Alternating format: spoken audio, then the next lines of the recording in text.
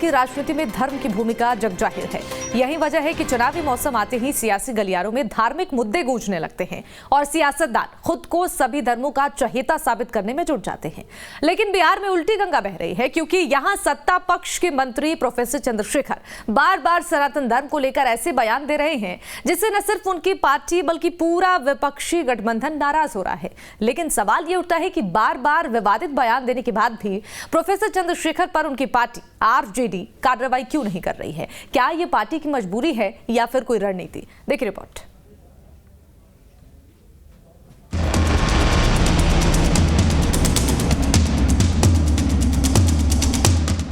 एक तरफ बिहार के सीएम नीतीश कुमार इंडिया गठबंधन के सूत्रधार बन 2024 के चुनावी समर की तैयारियों में जुटे हैं। बीजेपी को सत्ता से बेदखल करने के उनके मिशन में उनका साथ दे रहे हैं प्रदेश के डिप्टी सीएम तेजस्वी यादव। लेकिन जहां सीएम नीतीश इंडिया गठबंधन की एकता के बलबूते 24 की लड़ाई जीतने की तैयारी में है, तो वहीं दूसरी महागठबंधन के ही मंत्री अपने विवादित बयानों से विपक्षी एकता की डगर को मुश्किल बना रहे हैं। वैसे तो आरजेडी कोटे से बिहार के शिक्षा मंत्री प्रोफेसर का विवादों से चोली दामन का नाता रहा, लेकिन बीते कुछ महीनों में सनातन को लेकर दिए उनके बयानों ने उनके साथ साथ आरजेडी और महागठबंधन दोनों को ही धर्म संकट में ला दिया है। उनके कुछ बयानों पर नजर डालें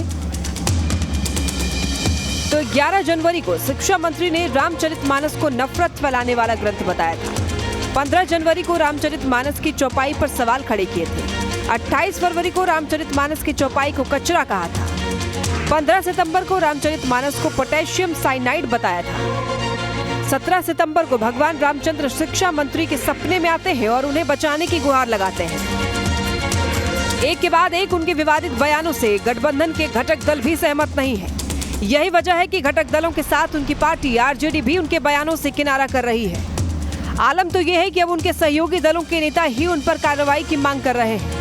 लेकिन खास बात यह है कि अभी तक आरजेडी ने उन पर कोई एक्शन नहीं लिया है। ऐसे में सवाल ये उठता है कि विवादित बयान देने वाले प्रोफेसर चंद्रशेखर पर कार्रवाई न करना पार्टी की मजबूरी है या रणनीति? बीजेपी का मानना है कि प्रोफेसर चंद्रशेखर आरजेडी के राजनीतिक अभियान के तहत ये बयान दे रहे हैं। बीजेपी ने साथ ही आरजेडी पर निशाना साधते हुए कहा है कि आरजेडी के सनातन विरोधी अभियान का खामियाजा उन्हें 2024 और 25 के चुनाव में भुगतना पड़ेगा। लेकिन उन्हें नहीं पता है कि जितने सनातनी हैं पूरे वैश्विक स्तर पर अलग अलग देशों में करोड़ों की संख्या में हैं, उनके धार्मिक भावना को आहत कर रहे हैं और इसका जवाब लोकतांत्रिक दृष्टि से आगामी 2024 और 2025 में इन्हें भुगतना पड़ेगा। हालांकि बीजेपी के दावों से आरजेडी कोई वास्ता नहीं रखती। आरजेडी का कहना है कि पार्टी हर धर्म के लोगों का सम्मान करती है। भले ही उनके सहयोगी दल के नेता शिक्षा मंत्री के बयान से इत्तेफाक न रखते हों, लेकिन आरजेडी को इससे भी बीजेपी की राजनीति ही नजर आती है। जहां पार्टी के नेता एक सुर में बीजेपी पर ही धर्म की राजनीति करने का आरोप लगा रहे हैं। तो हम किसी धर्म का, और ये धर्म के आड़ में बीजेपी लोग प्रचार कर रहे हैं कि ये लोग सनातन का खिलाफत कर रहे हैं।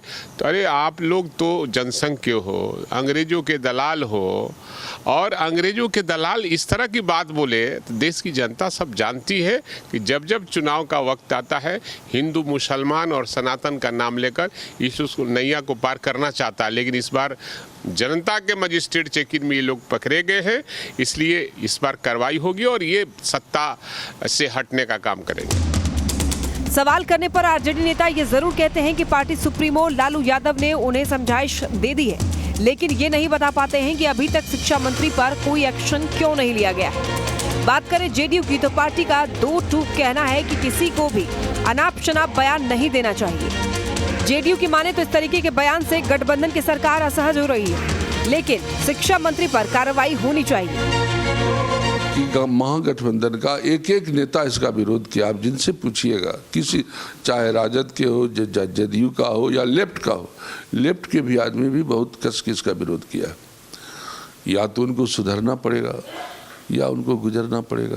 आपको लगता है कि उन पर कार्रवाई करनी चाहिए राजद को? करनी चाहिए, कारण कि ये सब बोलने से हम रोज उठते हैं, रोज पूजा करते हैं, बिना पूजा किए हुए हम खाना नहीं खाते,